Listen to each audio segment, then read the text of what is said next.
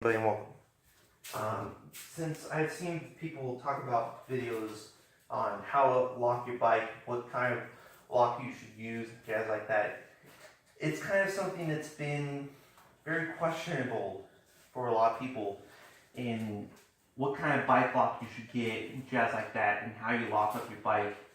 And it's really more about the form of how you really truly do lock your bike.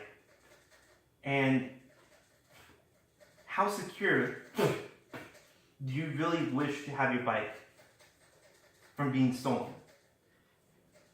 Well, I have the answer for all that. It's simple put. You want to use as many locks as possible to lock up your bike. So, how do you do that? Wheel locks, disc rotor locks, and a couple of chain, maybe U-locks, even some cable locks will work. And you have it basically theft deterrent, because thieves want to do a quick grab and go. They especially love it when they can be able to just ride off with the bike.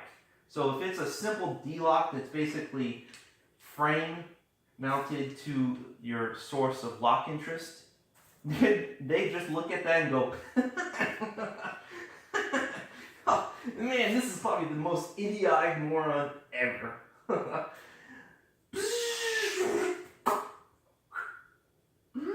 And they drive off.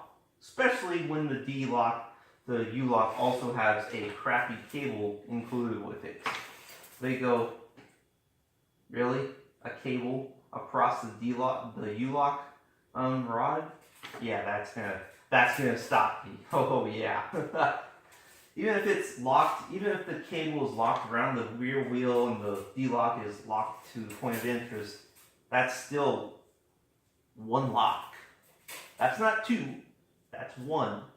So if you have a cable that's basically locked to, that's got one of these little loops, and you loop it around the D-lock, that's still technically one lock. That's not two locks or three locks, that's one.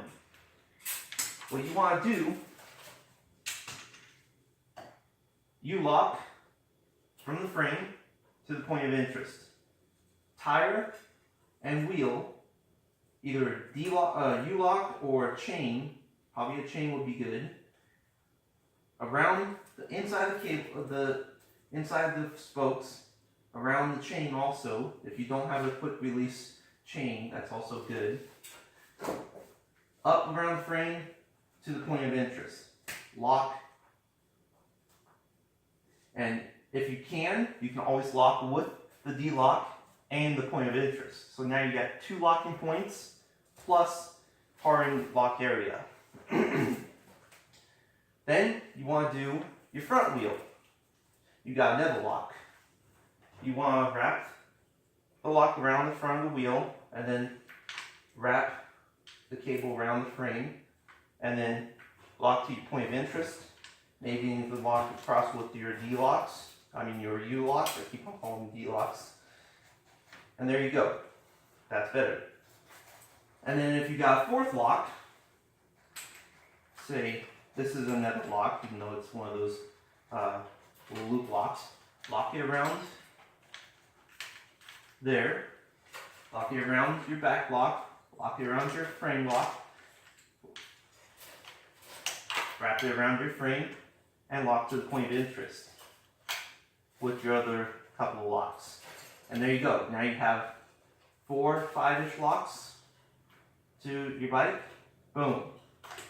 And if you got a seat that you really love, use a small little cable or chain. You can probably buy a little actual bike chain itself and use that as a lock, and just wrap it around. Boom. Lock it to the seat, to the frame, and to the point of interest. Even better. If you got some of these are wheel locks. You can put these for the front if you don't have V-brakes, or if you have V-brakes, you put them on the back. You can use some zip ties or any kind of basic ability to keep it from actually soaking into the wheel while you ride. Bring some extras just in case. But basically you mount that, turn the key, and lock up your tire with the wheel lock. So now, even if they get through all these other locks, your wheel's not going anywhere. And that's just the front wheel. You can do that with the back wheel also, even better. There's also little rotor locks for your disc brakes. You can put those on, and especially if you have your lock with probably a little cable or something, metal cable that can wrap around the forward piece, or even the back where it's hard to actually get your key in there, so they can't really pick it. Even better to do.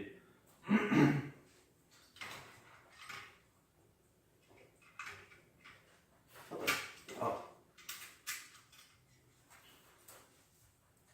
And there you go. Your bike is heavily locked. And if I was a thief walking over to steal somebody's bike, I would look at your bike and be like, yeah, that's not a quick grab and go. Because most thieves basically want to get through one, maybe two locks and be able to ride off. Their biggest thing is they love to ride off on a bike. Maybe if it's a lightweight bike, they can probably pick up the rear tire or maybe the front and walk it. But most of the time they want to ride this off because that's their biggest accomplishment, is riding their new stolen bike off. But if they saw this, even an angle grinder, even if they had an angle grinder to grind off all the frame locks and everything like that, this would still be locked permanently. And especially if it's a heavy bike, electric bike, or something like that, this is not going to be picked up and walked off. Especially if the tires are unmovable. They're going to look at that and be like, yeah, I'm not walking off with that. I'll steal this guy's bike. You only have one crappy U-lock on.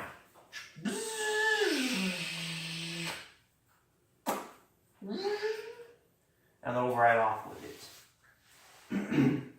Another thing to note is if your bike has any form of quick releases, saddle, if it's a folding bike, or skewers for your front and rear wheels. Basically, as much as possible, I would say remove the quick releases from your saddle first thing and put it as a bolt-on, including the frame if you have a folding bike. Because those are two vulnerable parts of the bike that can easily be a laughing stock for a thief. Even if they don't really want to plan on stealing the bike, just a simple unwind the quick release, steal the skewer from the frame, and walk off. Put it in their pocket and walk off. And just imagine how stupid you will look trying to ride that home. So, bolt on and lock to your seat also is a good option. Bolt on for the frame, and if you got skewers for your wheels, either buy locking skewers or take the skewers with you, because the same thing goes for the wheel skewers too. Even if they don't really come at a price or anything, it's a good laugh to them that you will be riding or even trying to ride or walking the bike home without skewers in the wheels, because without those, your wheels will easily just go and pop off from the littlest little bump. They'll just go whoop. So take your skewers with you if you have basic quick release ones, or the skewers with your seat or frame. Take them with you, or quickly replace them with bolt-on ones. Now, this is still not going to deter thieves from really wanting the bike. Say if this bike is going to sit here for a week and they see this bike sitting there for time over time, like a day or two or three, they're gonna be like, okay, this bike's not going anywhere. Get a backpack, put multi-tool, some wrenches, and let's start breaking this bike down. They'll start with the handlebars. They'll start with anything that they can easily swipe in the most basic way without having to deal with all the locking mechanisms. Mostly, they'll start with the handlebars, the seat, probably any other accessories. They'll probably start with the chain, the kickstands, your rotor couplers for your brake calipers, your V brakes, and once they cut off they ink grind the other stuff, they'll probably take the fork. They'll start small, and then they'll start going bigger and bigger and bigger as the more time goes on. Because when they start taking off parts, they don't want to look too suspicious, so they'll target most things that they can easily swipe off parts for. So, like the brake handle, the brake couplers, levers, and such forth. And then, if the bike keeps on staying there for a couple days, they'll go with bigger parts left and right. And then basically, the bike will just sit there with a crap frame or something like that, and you'll finally come back and be like, whoops. So yeah. So the more locks, the less likely you're gonna get stolen, including if you have wheel locks, rotor locks, and a lot more, as much as cable or chain locks as you possibly can put on your bike. So I would say the minimum for your bike to have cable or U-locks or chain lock systems is 3. That's the minimum. The maximum is how much you ever want to go. Put as much as you want. Carry as much as you want. The more, the better. Because it takes more effort to take all those locks off. Especially if you have wheel locks and rotor locks at the same time. Trying to get an angle grinder to not cut the wheel in half is quite more precision-like. So there you guys go. And keep your bike safe. And I'll see you guys later. Peace.